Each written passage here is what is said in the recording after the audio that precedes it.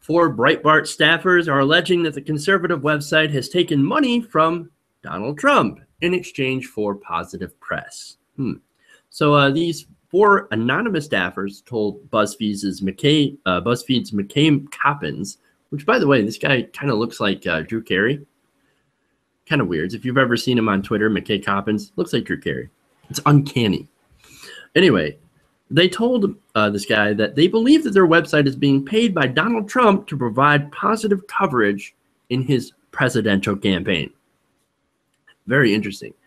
One current editor, and this is what McKay wrote, one current editor said he was told by an executive last year that the company had a financial arrangement with Trump. A second Breitbart staffer said he had heard a similar description of the site's relationship with the billionaire, but didn't know the details. And a third source at the company said he knew of several instances when managers had overruled editors at Trump's behest. Interesting. Now, Coppins also interviewed a communications operative who claimed to work closely with Breitbart. He claims that the operative had conversations with multiple editors and writers, confirming the arrangement, and one staffer claimed to have seen documentation of the pay-for-play. Interesting, huh? Incredibly unethical. I mean, that's just like violation of media ethics 101. Isn't that the state of our journalism these days? Well, absolutely. And it's unethical in many ways. And a lot of those ways goes unchecked and just is passively accepted. I mean, we already have sponsored content and stuff like that. But this is just, a blatant violation. And you know what? Honestly, man, I'm going to say something here that may seem maybe out of character, but I think Breitbart, if he was still alive, would be pretty not happy about this. I never met the guy when he was alive, but, after he died, there were a lot of blogs and people in the political realm, even people on the left, that kind of spoke about the guy. And they kind of said, like, the kind of theme, like I know someone told a particular story where they met him at a party and they wanted to debate him and they ended up drunk dialing each other. And I forget who wrote it. It was some DC guy.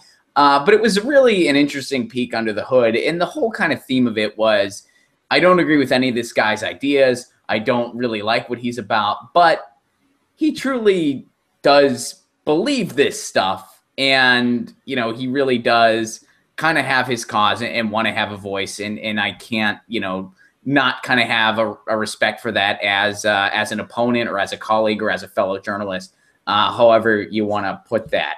So, judging off of what I saw in the blogosphere after he passed, I'd like to think that the guy himself, if he was still alive, would be pretty outraged about that and would want to put a stop to it right away. That's actually a really good point. Yeah, as you said, man, this looks bad for Breitbart. Look, Breitbart, I don't even really consider that much of a good journalistic outlet. Right, I don't either. Like, that's not what I'm saying, but it's like, But nonetheless, even when you disagree with somebody and disagree with a particular narrative put forth by a particular website, you still have to respect when they actually do have journalistic ethics. Yeah. But just like a lot of sites, and it could be a liberal site, it can be a conservative site. There are a lot of sites out there that no longer have journalistic ethics and are more of a, I don't know, I guess a place where they can push a specific narrative. Well, and just a quick side note, and I don't want to get too like media geeked out here, for your sake, Jeff, and for the, but you can still have, I guess, like journalism with integrity and have a point of view. Those aren't two separate things. When someone goes to Breitbart, they know what they're getting into, and that's totally fine. Like, you can still have sound data. You can still have, a call to action and kind of frame events within a context that supports your narrative, and you can explain why. That can still be good journalism. It's not like, it's when journalism has an agenda and they claim kind of objectivity or whatever else, that's when it kind of, the water gets muddy. But, as far as what he's doing, that's just the thing to do. There's nothing really wrong with that. It's an independent blog. It's an independent thing. Where they're at.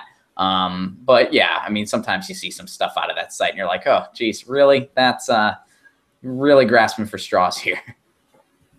For sure. Now, Breitbart Steve Bannon had a statement on these allegations. He said they're a lie. We have no financial relationship with Donald Trump as an investor, advertiser, and in any other capacity at this time, nor have we ever. The insinuation that we do or did is a lie. Mr. Trump is a savvy and successful businessman, but not the type of investor I partner with in emerging growth companies. In fact, Mr. Trump's presidential campaign hasn't, unlike other campaigns, bought digital advertising on our site, though we would certainly be open for business on that front, as we are with every campaign from both parties. Many campaigns have taken advantage of the fact that Breitbart News Network has nearly 20 million readers and 90 million page views per month. Mm-hmm. So there's that statement. See, like I said, we passively accept sponsored content, but Yeah. Look, what I think is that even if these allegations are true, they'd kind of be doing what almost every mainstream corporate media outlet in the U.S. does anyway. Mm-hmm. I mean, it's not so much as in quid pro quo that we do, that they give somebody positive press. It's more of, I give you positive press and you give me access. Yeah. I give you interviews. Yeah, I mean, they dance around. They dance around the legalities of it all and call it a different name. Call it sponsored content, call it whatever else, and that's the way the media works. But another thing I'll say about this, whether this is true or not, I don't think we're going to find out. Yeah, that's hey. I don't know. Like I just think like they're gonna be able. If there was some foul play, Trump's folks are going to be able to cover the money trail.